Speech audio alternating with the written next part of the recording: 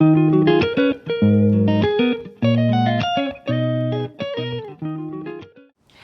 everyone, you are welcome to Nesteli. Thank you so much for stopping by. Today we are reading a muchos beautiful book. It's called Risk and Returns. What was that? A journey of entrepreneurship and self-discovery in Africa by Yomi Jemibewon. Yo, this book, first of all, before I start, let me do a big shout out to Chinyere Ifediora. You're a good one. You're a real one. Thank you so much for suggesting this book. In the video where I talked about, I think the first video of the year, when I was talking about, what 2022 was like, she told me that this was her favorite book of last year. And girl, she was not joking. This book is good. So it's a biography of Yomi. Yomi talks about his life. He's born to privilege, right? He was born during the military era. He's the son of a governor. So he was raised like, a lot of opulence and all that. And at the age of 16, he moved to the US to go to school. He graduated top of his class in engineering and landed a job instantly with Motorola. But Motorola, something happened one time when half the staff of Motorola around the world got caught, and even though he didn't get caught, he felt a certain type of way about it, and that's how he quit. Now at this point he was either like in his either early 20s or late teens, thereabout. He decides to go back to school to get an MBA, to start working for, which he did very well, and started working for this big company. I've forgotten the name now. If I find it, I'll find it. I think it's Baines. I'll write the name here. So he starts working for this massive company in New York. He has a girlfriend. His life is generally set, but as good as everything was, and he was really he was really kicking it, he was doing well with work, he just felt very unhappy. He would wake up in the night having panic attacks, and his girlfriend would be like, baby, kilo day, what is it? And he just wouldn't know what the issue was. But as time went by, he knew that it was his work, what he was doing for a living. And as much as he was doing well, what he was doing just wasn't good. And he talks about one day when he was coming back from work, like in the middle of the night, there was a guy that was setting up his shop for the next day of business. And I think the guy sold flowers. So it's a job that you kind of look at as a menial. Do you understand? Like, how much is this person making? But there's something about the way the man whistled that just made him feel some certain type of way. It was like, hi, this guy is enjoying and I am not enjoying. And it was weird because he was wearing expensive suits, overcoats, shoes, coming from a skyrise, high sky, fine office, traveled here, done this, he was living the life, and he just couldn't find joy. So he said that day he went home and told his girlfriend, I am going to go back to Nigeria. So he goes back to Nigeria and he gets a job. Okay, no, he didn't go back to Nigeria initially. I think a friend connected him to go and explore somebody's business in Nigeria. A family was doing a factory or something like that. So he went to go and check it out, and they wanted advice. What can we do to grow this business? And this is what I do. I am good at this. I'm good at this business. So sat down and explained to them, this is what you do, story. So somehow he was able to lift that family out of their situation. And I said, you know what? This is actually something I'm good at, but it's different.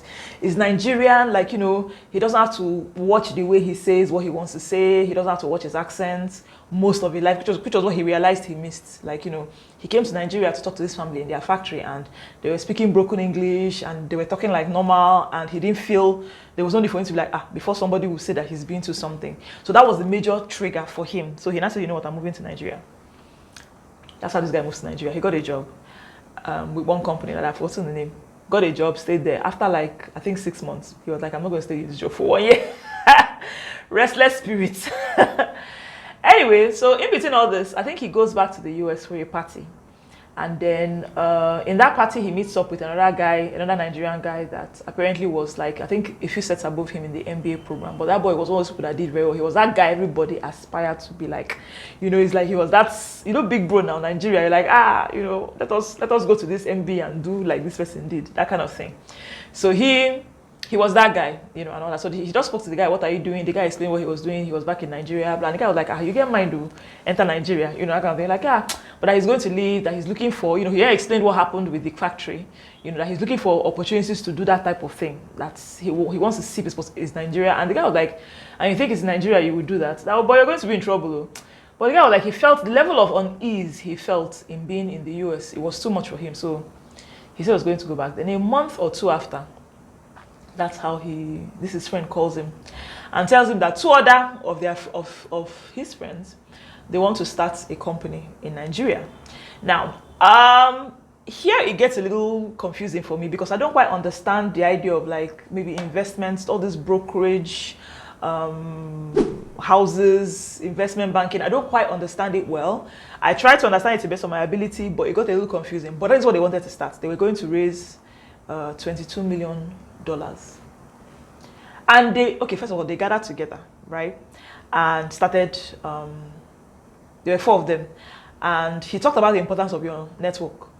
You get, the fact was that if he hadn't at one point experienced these guys and had a good enough impression with them, none of them would have even thought of him to do this, because literally he had a party talking to someone about what he wants to do, and the person called and said, it looks like this kind of thing, what you want to do.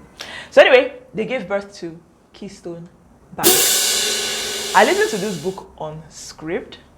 First of all, the guy that did the reading, wow. Wow, that guy is like, he's so talented. I'm going to write his name here because I've forgotten it. He was so good. It was good. He wrote, like, he was reading the book, and he was, I complained a lot about when I read Nigerian books or African books, and you can tell that the person that's reading is not Nigerian. The person is trying to pretend to be Nigerian. That's not the case here, okay? This guy was getting all the O'Shea, so like some very strange things. I was like, this part trying me. He said it there, and he was, though it was a little exaggerated, it was sweet to listen to. Like, listen to this book gave me, woo! Honestly, I was telling my husband the other day that I'm starting to understand why men don't write romance. I spent the whole of last year looking for romance novels by men. That they can't write romance because they're busy writing about money. This book is well written. For me, this is romance in a man's eye. Anyway, I don't plan to tell you the whole of the story because I want you to go and read it. But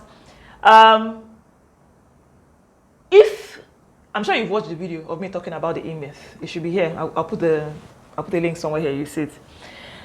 The theory and the how do I put it? The theory and the technicalities that was explained in the E-myth actually came to fruition in this book. Like, it's as if they read this book and decided to carry out everything that they did in this book. Now, we know Cornerstone to be very successful. There's Cornerstone Assets. I think there's a real estate side, there's a brokerage side, it's like it has different whatever. And it's a huge company making a lot of money right now. And at first, okay, let me tell you one thing that happened. The crash of I think it was 2010, came and hit them. So the money that they needed to start the company to begin with became a problem. Right? So a time comes, tears almost start coming out of your eyes. Like, I wanted to start crying a bit. But it's like rich man tears. Why am I crying for rich people that have money? But still, it's still money, right? Anyway, that's it with this book. This book was good. I'm not going to tell you more. I really think you should go and read it. It's sweet. It's a sweet book. I know it's available on Robin Heights, and I listened to it on script. The audio was beautiful. The author, the voice artists, do you understand, that read the book, gave everything. And what you learn from this book is that as much as they knew, these were three highly trained MBA people. Like, the meetings that they had, the people that they had to meet with first of all to decide how this business is going to be what they wanted it to be, it was no joke. Like, I think they wanted to meet, I've forgotten his name, but someone was going to be the chairman, and they traveled. The person decided to move them to the UK just to sit down and spend the whole day talking to each other, and gave them some rules. There's one rule I remember very well that I liked. I think he told them that when if a decision needs to be made and one person is against it, or if the decision is split amongst themselves, that they should not leave it to a vote. If you leave it to a vote, it starts becoming political. So this actually affected some decisions that they made. So some people that they felt that they should have gone to meet to get money from to do their work, one person said it was a bad idea, and that's how they didn't meet that person. You want to wonder, how did this business survive in Nigeria? First of all, there's money in Nigeria. Say after me, there's money in Nigeria. But honestly, Ah, this book was sweet. That's all I can say. See me thinking about it, making me excited. It was such a beautiful book. And that is it for today. Thank you so much for watching. If you haven't read this book, please go read it. If you know anything about Cornerstone and all that, please leave a comment below. Let me know what you think. And subscribe. I'm sure the subscribe button is somewhere around here. So thank you so much for watching, and bye-bye till next time.